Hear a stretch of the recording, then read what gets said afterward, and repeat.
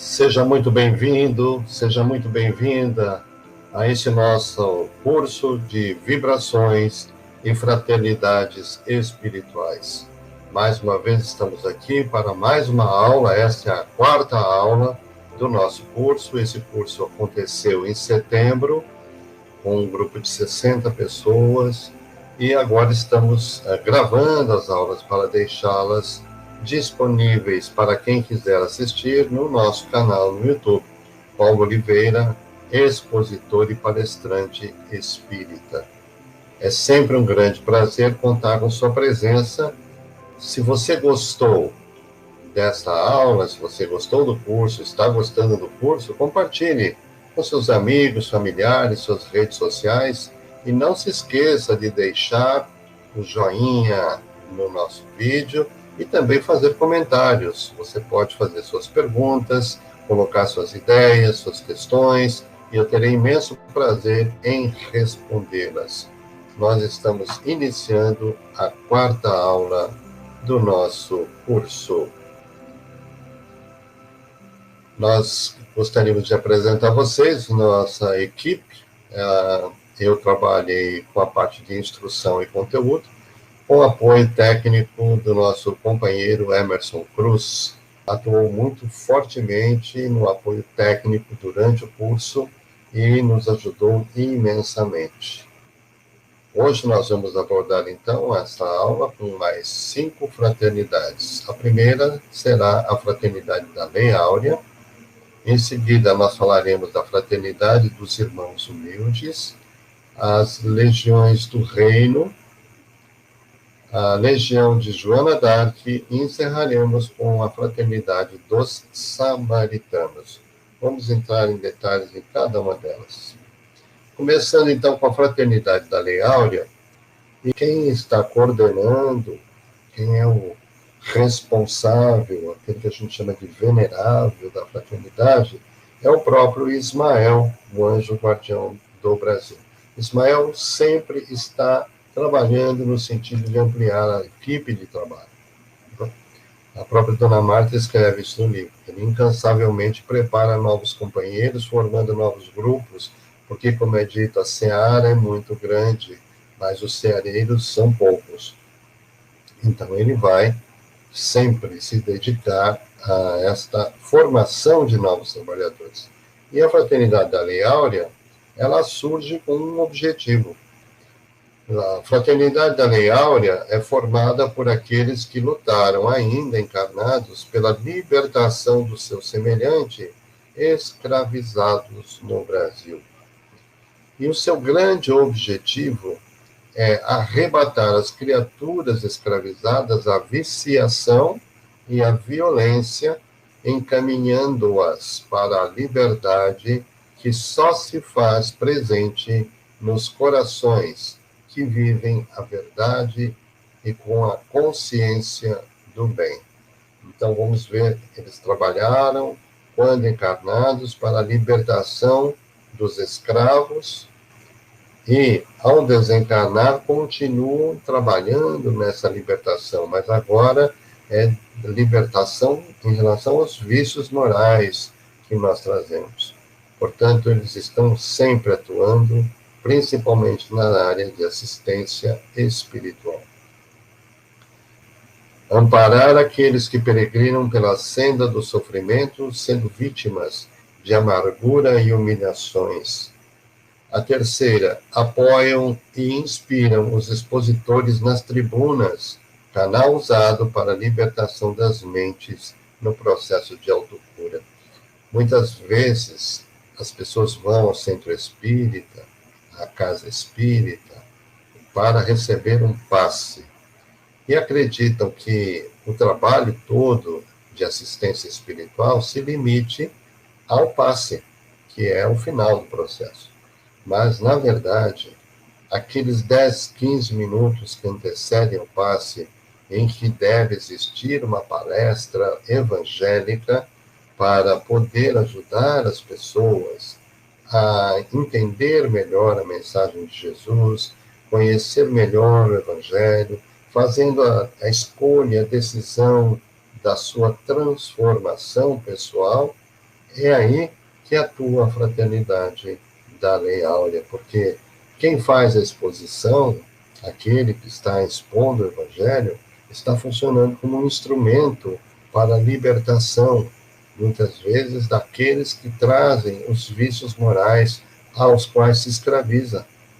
Então, neste momento, estes que compõem a fraternidade inspiram os expositores para levar a palavra mais apropriada para aquele grupo que ali se encontra. Porque cada grupo que chega na assistência espiritual é diferente, são necessidades diferentes, muitos são trazidos pela dor, sem dúvida, mas cada um sente a dor de um jeito, e cada um tem uma dor diferente da outra, tem anseios, tem receios, tem medos. Portanto, nessa hora, os espíritos dessa fraternidade inspiram os expositores para dirigir a palavra àqueles que mais necessitam de uma maneira mais objetiva.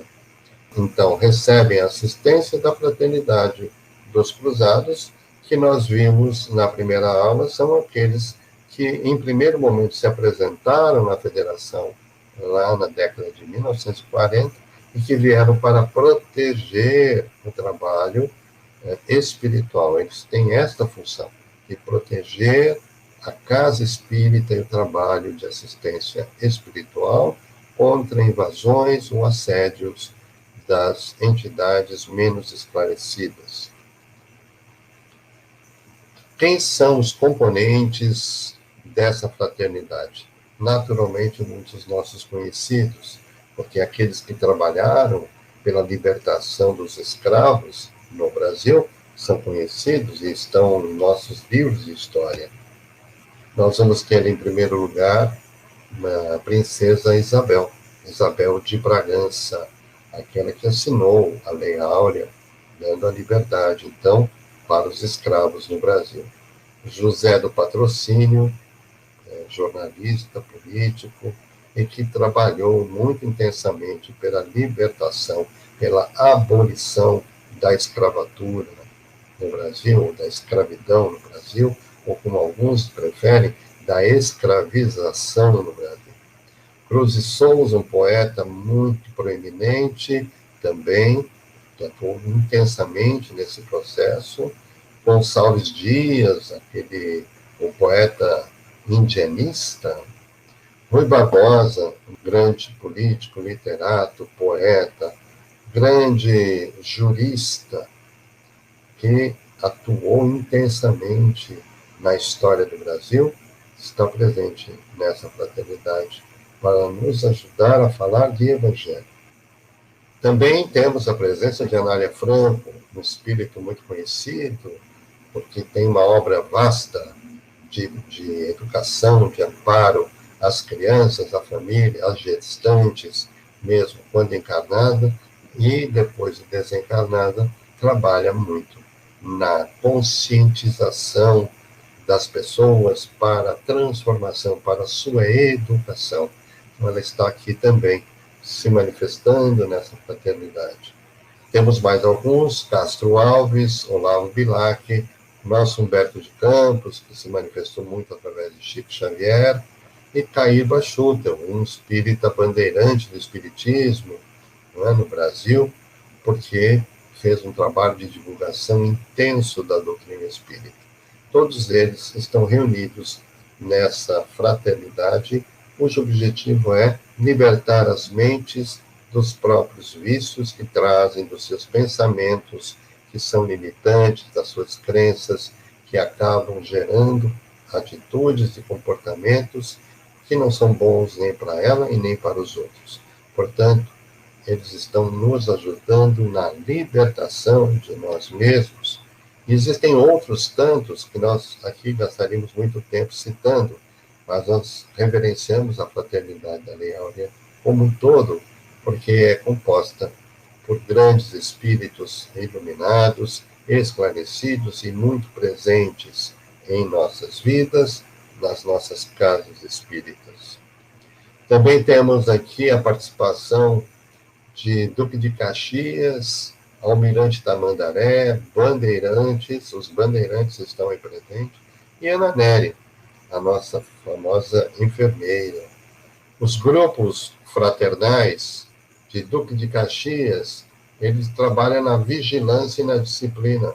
Esse grupo está voltado para isto e tem, na túnica, eles se apresentam com duas espadas cruzadas para demonstrar a sua origem da luta contra o mal, da luta, da batalha contra as nossas tendências inferiores. Também temos Almirante Tamandaré, quando há problemas mais voltados para as costas brasileiras, problemas marítimos, essa fraternidade atua diretamente aí. E eles trazem como símbolo uma embarcação que parece um cisne branco. Ainda temos os bandeirantes. Vamos lembrar que os bandeirantes foram aqueles que caminharam para o interior do Brasil, desbravando o nosso território, ampliando as nossas divisas, as nossas fronteiras, concordantes com um plano superior do tamanho e da estrutura que esse país deveria ter. Esses bandeirantes escravizavam muitas pessoas. Portanto, eles, como antigos escravizadores, trabalham agora pela libertação. É uma maneira de fazer a reparação, né, do mal realizado.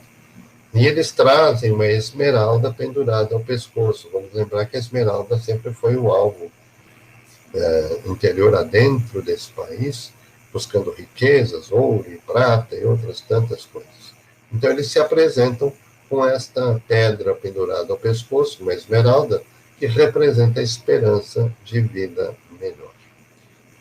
Existe ainda o grupo de enfermagem nessa fraternidade da Lei Áurea, que é liderada por Ana Nery, a enfermeira, a famosa enfermeira brasileira. E ela, com sua equipe, presta socorro aos desalentados e aos doentes que chegam na assistência espiritual, que chegam às casas espíritas, trazem a túnica branca com uma cruz vermelha.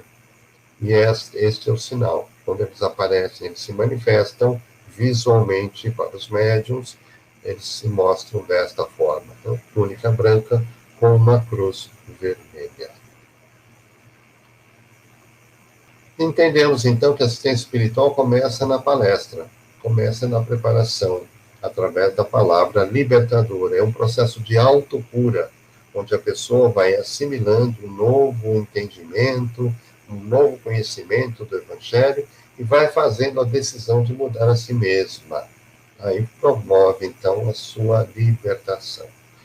No entanto, para que esse ambiente seja preparado de alguma forma, esteja aberto, esteja limpo, esteja protegido para que esse trabalho transcorra bem, é preciso fazer um processo de higienização psíquica do ambiente, fazendo então um preparo que geralmente antecede ao trabalho de assistência espiritual. Porque quando as pessoas chegam na assistência, elas trazem todas as suas questões, as suas perturbações, os seus pensamentos, chegam desequilibradas emocionalmente, espiritualmente falando. Quando nós emitimos pensamentos negativos, pessimistas, nós emitimos vacilos psíquicos que ficam em nosso entorno. Isso está relatado no livro Os Mensageiros, psicografado por Francisco Cândido Xavier, e lá ele explica direitinho como isso funciona, né? Então, esses vacilos psíquicos vão ser alimentados pelos nossos pensamentos negativos, de egoísmo, vaidade, violência, vícios, são tantos pensamentos que vão criando, então, essa cultura microbiana, vamos chamar assim, no mundo espiritual. E quando as pessoas adentram a sala de assistência espiritual, esse ambiente precisa estar preparado. Então, quando esse trabalho de assistência espiritual surgiu e foi estruturado na década de 1940, os médiuns relatavam a presença de alguns espíritos que estavam trabalhando exatamente nesse preparo de antecedência da assistência espiritual.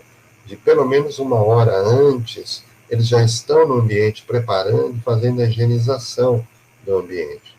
Esses espíritos são os índios e os negros. Por isso estão na fraternidade da Lei Áurea, Eles estão ajudando na libertação também daqueles que estão escravizados, eles mesmos que foram escravizados pelo homem branco. E eles têm um domínio da natureza muito grande, eles conhecem os poderes das plantas, eles conhecem as estruturas, como é que essas plantas funcionam, como é que elas ajudam, como é que as forças do mar, dos rios, das fontes, que são fontes vivas de energia. Eles se utilizam de todas essas energias para fazer, então, o equilíbrio, criando um ambiente favorável.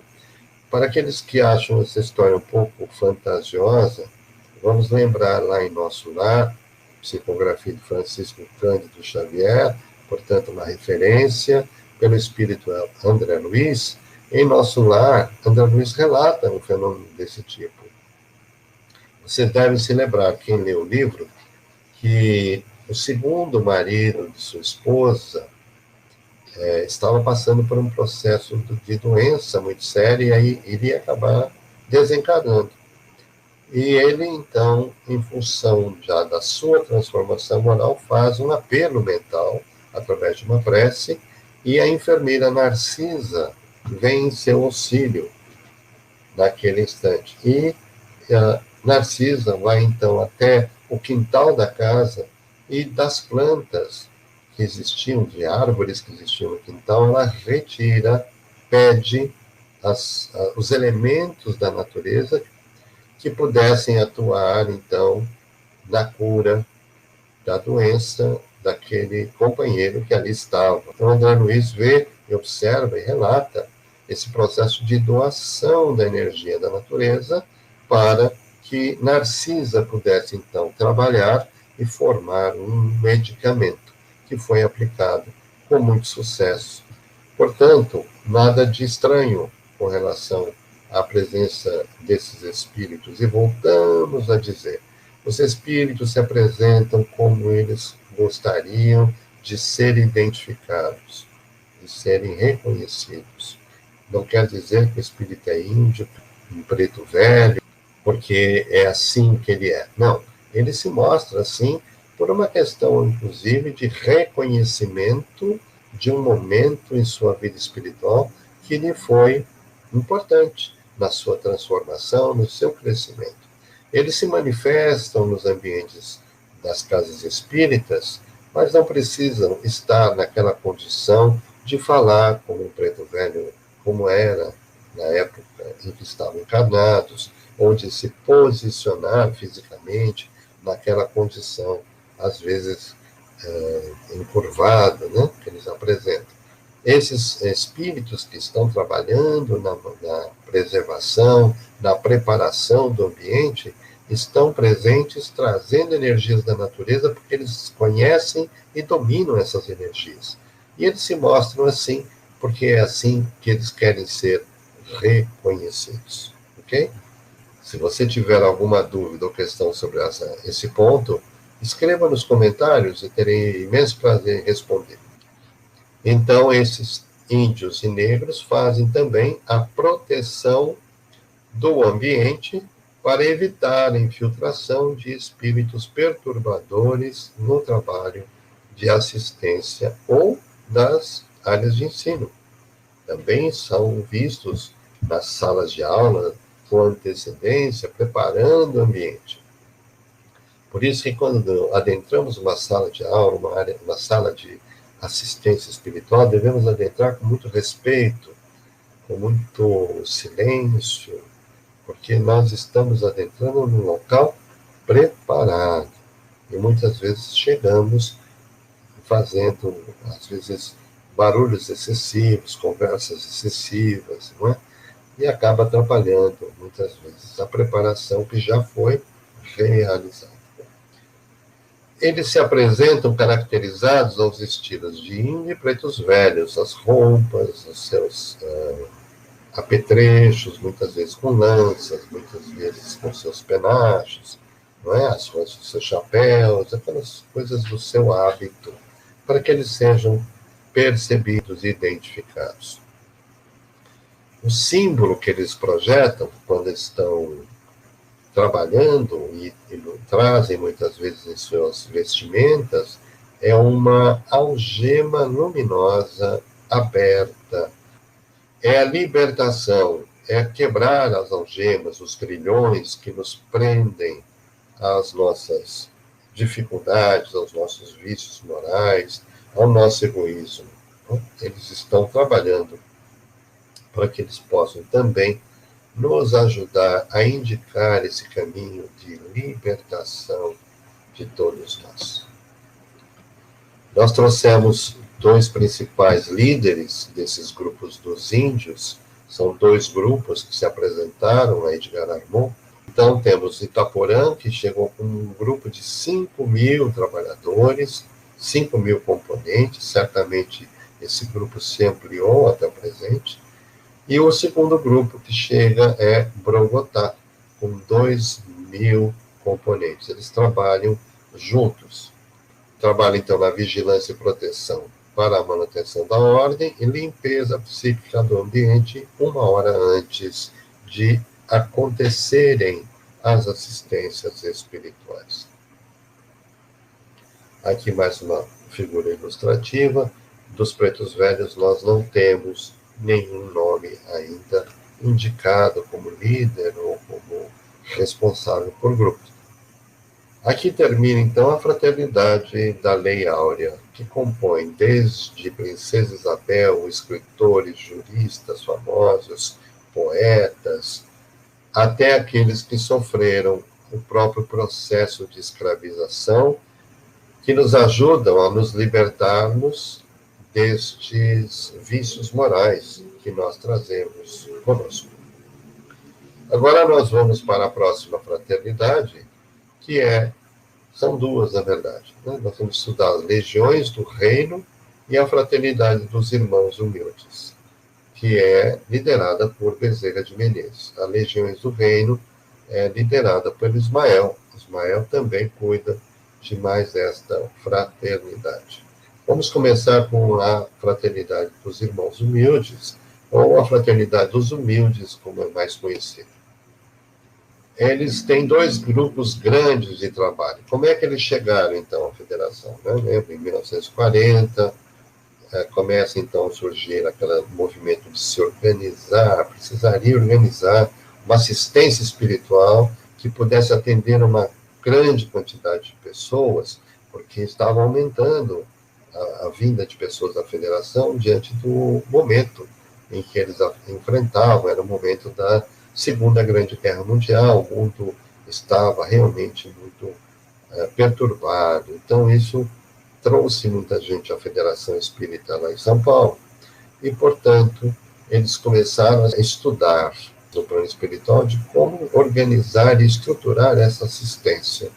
E aí teremos a participação de dois grupos especiais junto com a fraternidade dos irmãos humildes. Esses dois grandes grupos têm o primeiro, que é o grupo da assistência, composto por médicos e enfermeiros, e que tinha a função de acolhimento das pessoas necessitadas e debilitadas física e espiritualmente. É o atendimento médico, fazendo curas, inclusive, cirurgias. Na assistência espiritual se faz cirurgia. As cirurgias são no plano do perispírito. Trabalha no sentido de fazer a recuperação física possível, daqueles que lá estão sofrendo. E tem o grupo de orientação, que é o de instrução, que é o de formação de trabalhadores para a área da ciência espiritual. E vão passar, inclusive, as técnicas desenvolvidas no mundo espiritual para que os encarnados treinados possam, então, executá-las. Eles orientam o trabalho e instruem os encarnados nas técnicas de assistência espiritual. E aí houve, então, uma formação do passo padronizado. Esses dois grupos que se formaram e que se juntaram à Fraternidade dos Irmãos Humildes, que está sob a liderança do Dr. Bezerra de Menezes. Temos, então, o grupo de Louis Pasteur, médico sanitarista, pesquisador, que viveu na França, no século XIX, e o grupo de Santo Agostinho, o filósofo, o espírito iluminado. Esses dois grupos trabalharam estruturando, então, o passo padronizado, os movimentos do passo padronizado, que tem um sentido, tem uma lógica. O passo é aplicado nos centros de força, nos meridianos do corpo, os meridianos longitudinais e os meridianos transversais. Por isso que os movimentos são transversais e longitudinais, para que acompanhe essa dinâmica do corpo físico. Então, é necessário conhecer a fisiologia do corpo para poder aplicar esse passo. Por isso, no treinamento de passe se estuda fisiologia, se estuda como é que o corpo é constituído. Então, ao ensino dessas técnicas de assistência espiritual, existem cursos para aqueles que querem aplicar o passe, não precisa ser médium ostensivo, não precisa ter nenhuma mediunidade manifesta. Edgar Armon organizou, então, os cursos de passe, para que se pudesse formar os novos trabalhadores. As palestras evangélicas também foram previstas para que se pudesse fazer a autolibertação, a autocura, através da fraternidade da Lei Áurea. E nós vamos ver a higienização psíquica do ambiente dos assistidos pelos índios e o acolhimento, amparo e proteção pelos pretos velhos. Veja que é um conjunto de grupos fraternais trabalhando intensamente. É um grupo muito numeroso, não há como dizer a quantidade deles, porque eles são muito demandados. Então, precisa existir um grupo muito numeroso para atender. E do grupo dos médicos, logo no início que houve esse trabalho, houve a manifestação e a identificação de alguns médicos, como Dr. José Pereira de Souza, Dr. Camilo Maria Ferreira, Dr. Arnaldo Vieira de Carvalho, que certamente é mais conhecido o nome, e Dr. Militão Pacheco, também bem conhecido para aqueles que militam no Espiritismo. Atuam nesse grupo de atendimento às assistências espirituais. Nós estamos falando da fraternidade dos irmãos humildes.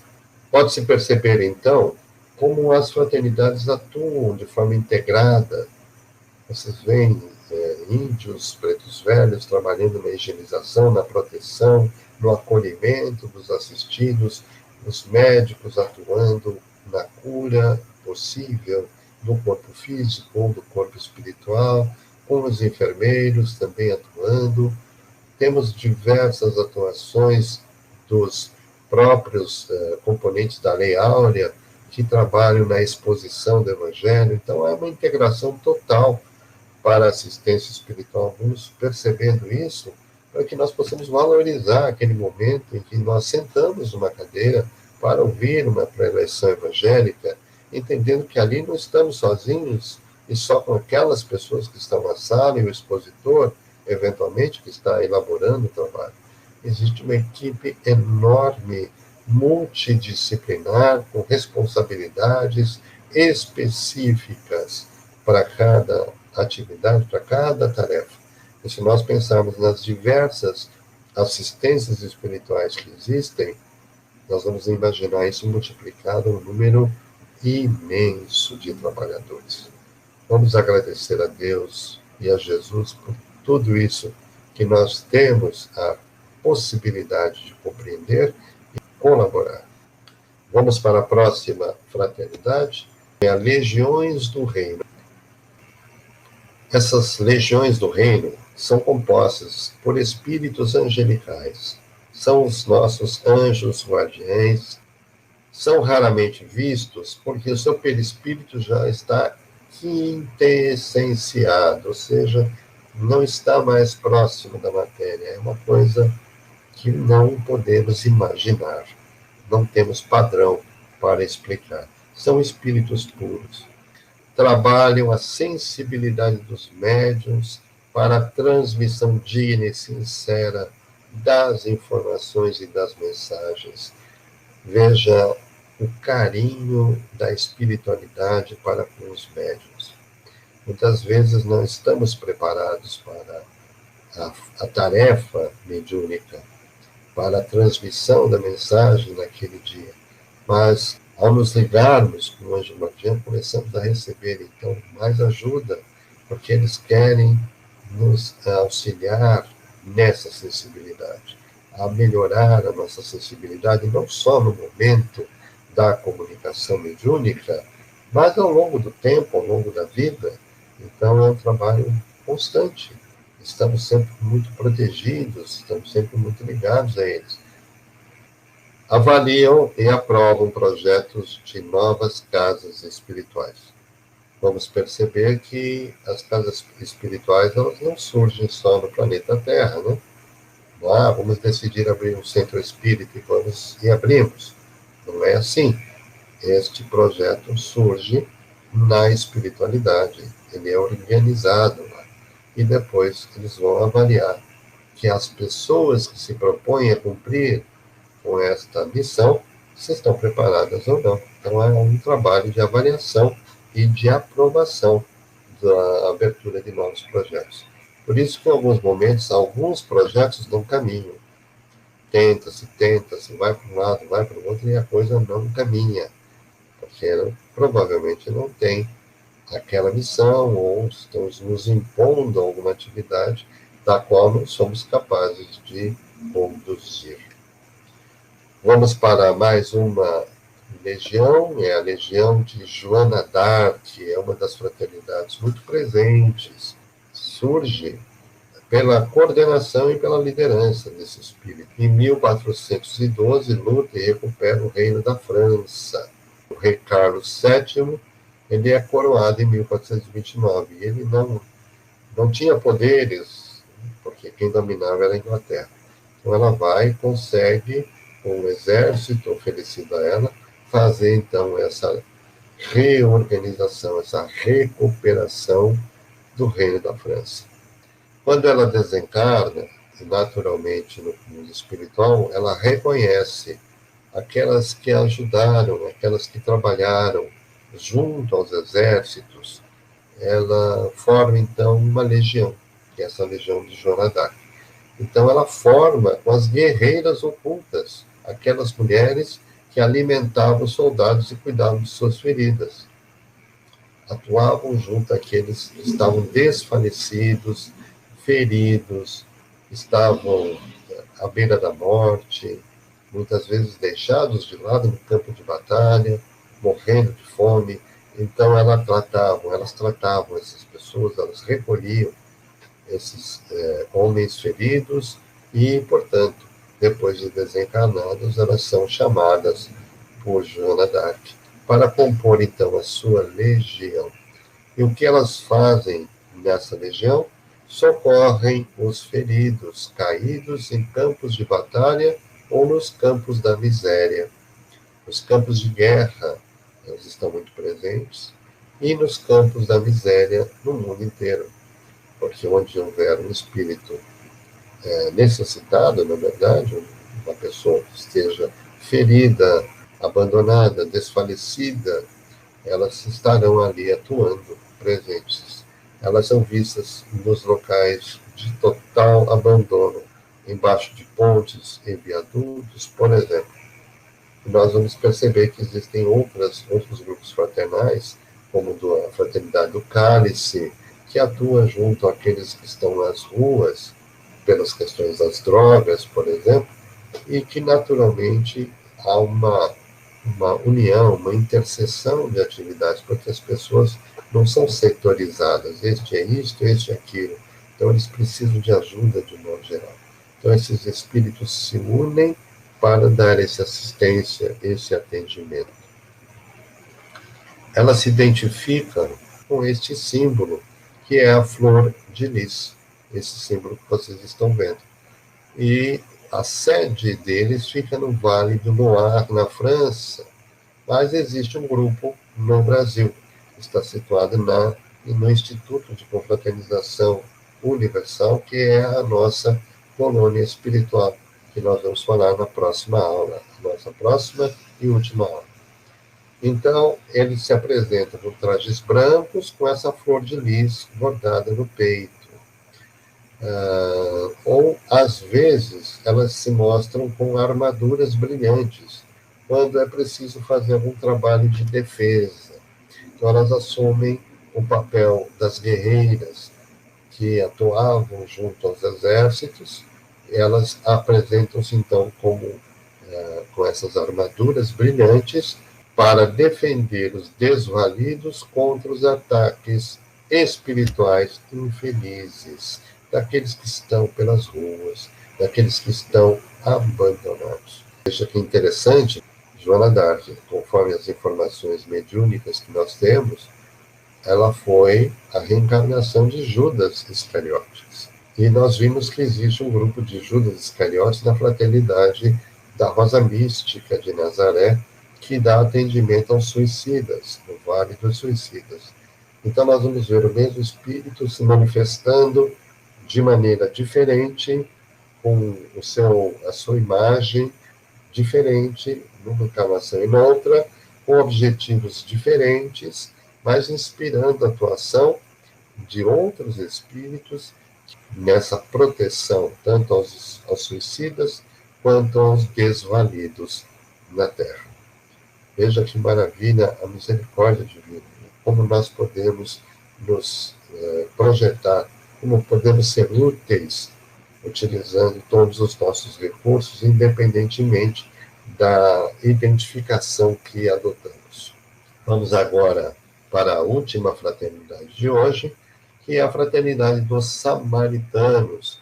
E nessa fraternidade nós temos dois grupos distintos também.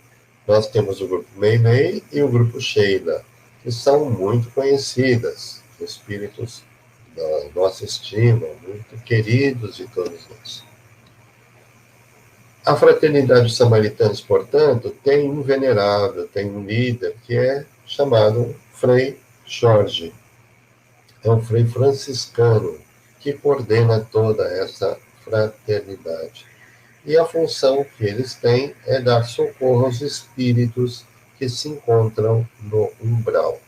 Umbral, para quem não ouviu falar ou não conhece, é uma faixa espiritual onde se concentram espíritos ainda endurecidos, necessitados de orientação, mas que estão com seus corações fechados, não se arrependeram ainda daquilo que praticaram, ou trazem as ilusões da vida material, acham ainda que estão vivos, estão nessa região de sofrimento, e que quando há a possibilidade, através do arrependimento, esses espíritos são retirados, são resgatados, e esse socorro é feito, então, pela fraternidade dos samaritanos. Isso está detalhado no livro Nosso Lar, também de André Luiz, pela psicografia de Chico Xavier, onde nós vamos ver a presença dessa fraternidade, retirando, buscando os espíritos no umbral, e que André Luiz relata e descreve com muito detalhe. Então, ela está sediada na colônia Nosso Lar. Lá nós vamos encontrar o grupo Meimei, que presta socorro aos espíritos infantis, e tanto que Meimei dirige uma casa específica de atendimento às crianças, bem relatado por André Luiz. Nesse relato, seu nome é Blandina, um nome que ela utilizou muitas encarnações atrás. E ela dirige uma casa especializada nesse sentido, e reúne o atendimento a esses espíritos que ainda mantêm a forma infantil por suas próprias limitações ou necessidades. E ela trabalha muito diretamente. Sempre quis ser mãe quando estava encarnada, embora não tenha conseguido, e essa sua maternagem, ela aplica a todos os espíritos que chegam a essa instituição, embora ela tenha um grupo mais restrito de atuação, mas ela trabalha diretamente com todos os espíritos que entram ou adentram a essa sua instituição. Temos o grupo Sheila, que atende aos que ainda apresentam as impressões das dores sofridas. Como enfermeira, ela recebe aqueles que trazem a impressão do sofrimento de uma cirurgia, de uma doença prolongada, de pessoas que foram agredidas violentamente, que, ao chegar no mundo espiritual, traz, então, a impressão dessa dor e desse sofrimento. Ela tem um grupo também bastante grande de enfermeiras que recebem esses espíritos e fazem, então, os primeiros socorros e depois um tratamento prolongado que ajuda na recuperação desses nossos irmãos.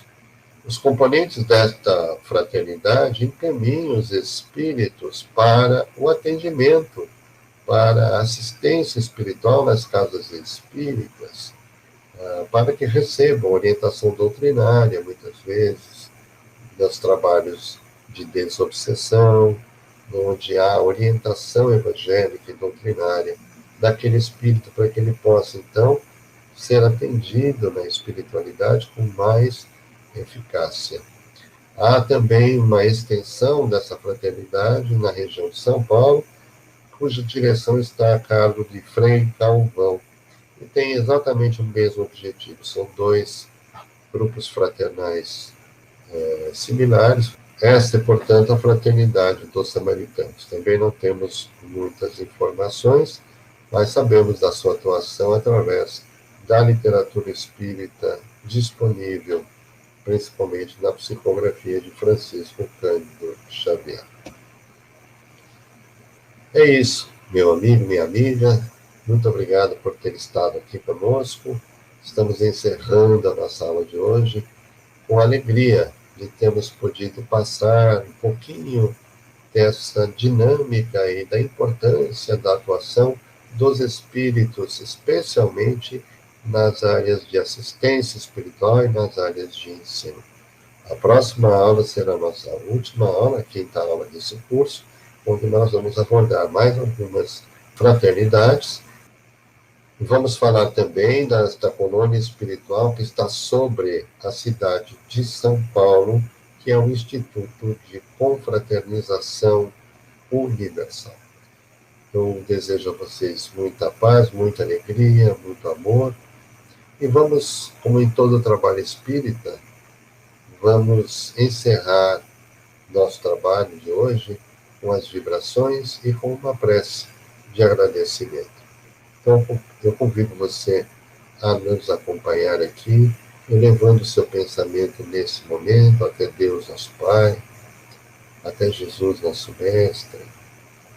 Vamos nos unindo a todos os espíritos amigos que nos ajudam nessa tarefa e vamos vibrar, confiantes em Jesus. Muita paz para todo o nosso planeta Terra, para todos os lares, que a mensagem de Jesus possa adentrar esses lares, que possam realizar o Evangelho em seus lares, que aqueles que sofrem, aqueles que estão desamparados, desalentados, possam receber nesse instante as vibrações de amor, de paz, de cura, da revitalização das suas forças, das suas energias.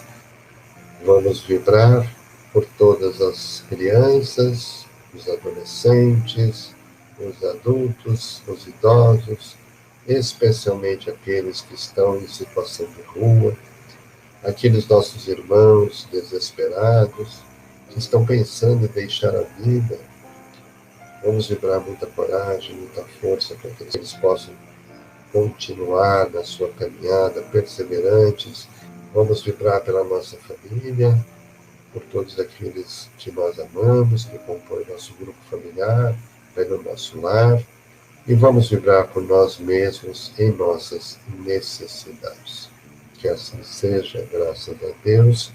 Vamos encerrar agradecendo a Jesus, agradecendo a Deus, nosso Pai, e a toda a espiritualidade que nos ajuda nessa tarefa, para que possamos estar na próxima oportunidade juntos novamente, estudando essa doutrina amorosa e estando em sintonia com esses bons companheiros espirituais que sempre vêm nos amparar.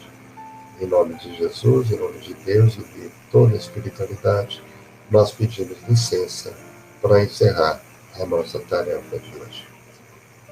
Muita paz para você, aproveite e, em nome de Jesus, eu deixo o meu abraço para todos.